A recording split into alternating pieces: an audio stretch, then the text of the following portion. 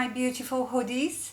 So today we are going to be doing makeup for hooded and droopy eyes.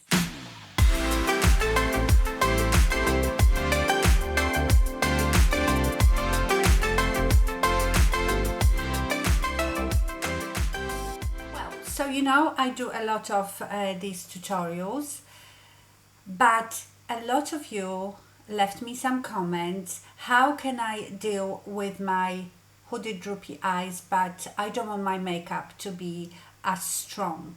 Obviously my makeup looks are usually quite strong.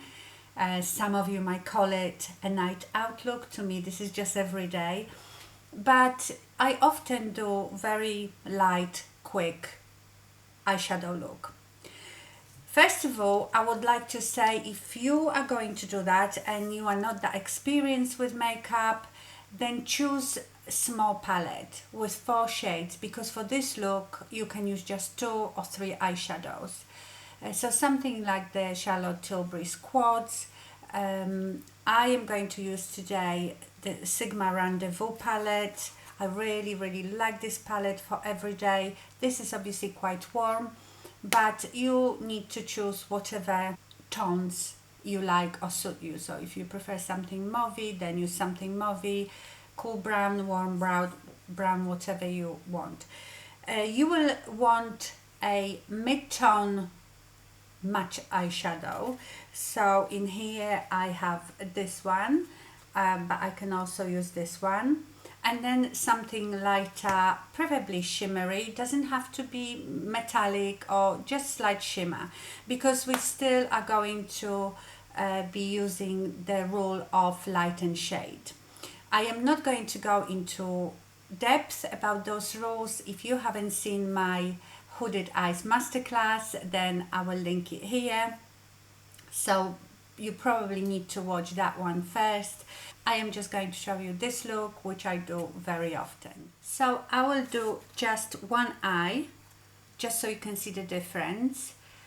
And we will start with Tryst, which is that lightest brown, to put in my crease. I probably will use this one because, unfortunately, even if you don't want to use darker colors, it is good to have one a bit darker, because if you remember from my previous video, with the dark shadows we pushing and hiding the hoods. So if the shadow is too light, it might not have exactly the same effect. But let me start with Tryst. I'm using Rephr 15, and again I am not going to be talking too much about placement, because again you can watch it in that other video.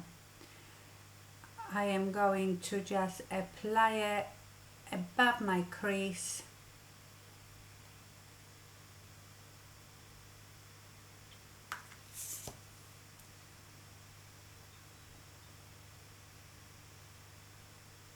I had a question the other day how to stop eyeshadow fallout. Unfortunately, some eyeshadows you can't stop fallout, because it all depends on the texture of the shadows. If they are very pigmented, especially matte, they can have fallout. Some shimmery ones have a lot of fallout. So remember, whenever you apply eyeshadow, I just very slightly tap my brush into eyeshadow, and I rather build it up than take too much of eyeshadow and then have all that fallout. Also, always tap off the brush before you start applying the eyeshadow.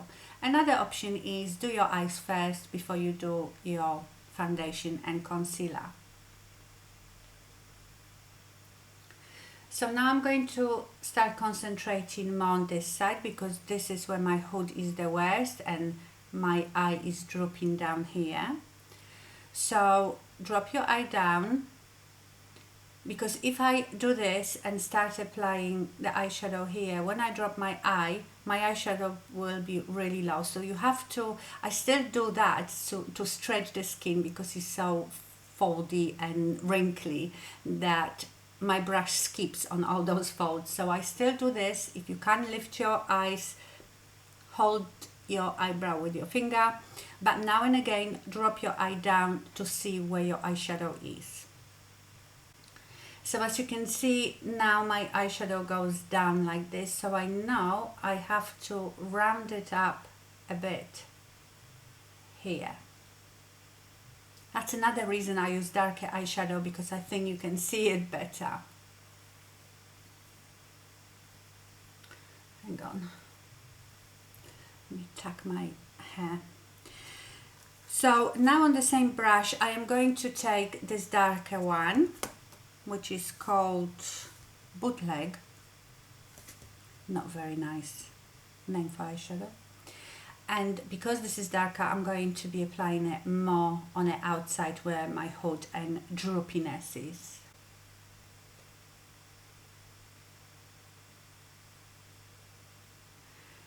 And I'm just, you can see I'm doing it on like 1/3 of my eye and coming down here a bit. The beauty of using a bit lighter eyeshadows is as well that you don't have to be so precise, because you won't see the edges if you haven't blended it well, you know.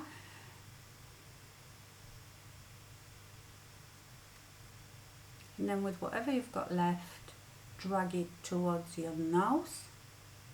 And I could go on and on and on and making it deeper, but Nisha, you are doing natural makeup. Now I am going to use probably this one. It's a pinky peachy shimmery eyeshadow, which is called Moonshine. You could, instead of that, use light matte eyeshadow if you don't like shimmers. But I really think, because what we are trying to do now with the light or shimmery eyeshadow is pop our, not literally, our mobile lid. So because of our hooded eyes, when we drop our eyes, we can't see the mobile lid, so that's what we're trying to bring forward, and shimmers do it even better than matte eyeshadows. For this I'm going to use Rephr 02, and I'm going to press and drag the eyeshadow onto my mobile lid, right into the corner, and ow, and right up to that matte eyeshadow. If you wanted more of a pop, then you would use something even lighter than this. This color is very similar tone to the matte one. If you wanted more pop, just use even lighter one.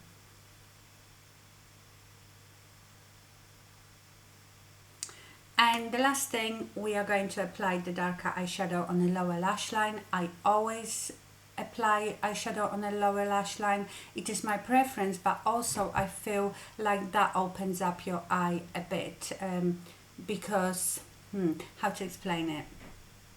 It sort of matches the top, and in the middle you've got your eye, which will draw your attention. So you don't have to do it if you don't like having eyeshadow on your lower lash line, that's fine. Another reason I like putting eyeshadow on my lower lash line, you know, right here you get those little wrinkles and crevices, and sometimes the concealer gathers in there. So when you put eyeshadow there, you cover all that. So that's another bonus. So with the Rephr 03, I am going to go to Bootleg, that darker brown, and draw a line very close to my lash line.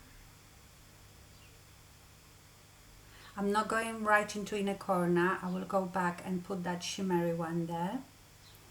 And then with a bit bigger brush, this is Rephr 26, I am going into Thriss, the lighter one, and blend it underneath that darker one. Now let's go back to the Moonshine and just apply it in the inner corner. Now when you've done that, look at yourself and see, well, is that hidden enough? You can probably see it is, but if you wanted to, and I do, I am going to Bootleg the darker one and just slightly make it darker here, because that will hide my hood even more. And that's it. And now just tons of mascara. I am going to use Nars Climax first, and then I probably top it off with the Anastasia Beverly Hills mascara, because lashes are very, very important. They frame your eye and they also hide the hood. I will do updated video on false lashes for hooded eyes soon. And that is the finished look. So as you can see, that has opened up my eye a bit more, but I'm sure you can also see that if you use even darker eyeshadow on the outer portion of your eye, the effect is even better, because unfortunately we have to use something dark to push back and hide the hood. Okay, I've done my other eye. On my lips I'm just going to put the Sigma gloss in Cor de Rosa. I think this gloss is not so easy now to get on its own, because it was a new collection that came out, the Rendezvous collection, but I think they also sell this one in like a pack of 3, so I see if I can find it. All the links will be down below.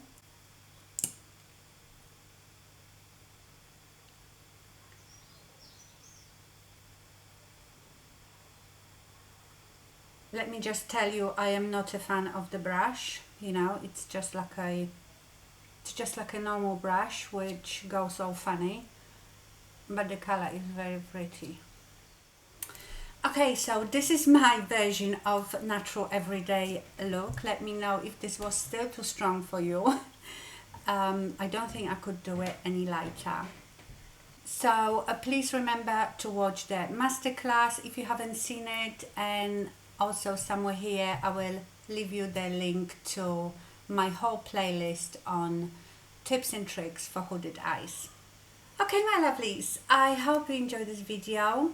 Thank you so much for watching and stay fabulous. Bye.